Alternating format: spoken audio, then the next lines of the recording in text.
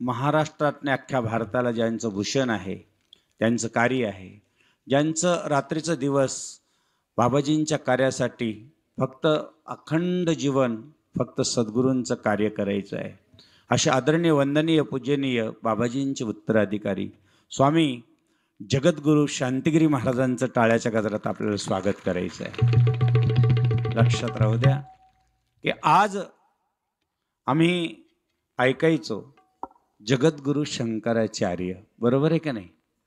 आम्ही ऐकायचो जगद्गुरू तुकाराम महाराजजी आहे, परंतु जगद्गुरू कृष्ण वंदे जगद्गुरू हे ऐकलं, पण आमच्या बाबाजींनी आमच्या परिवारात पूर्ण भारताला जे आमच्या डोळ्यात आदर्श होईल ते जगद्गुरू परमपूज्य शांतिगिरी बाबा बनवलेले असे नाही।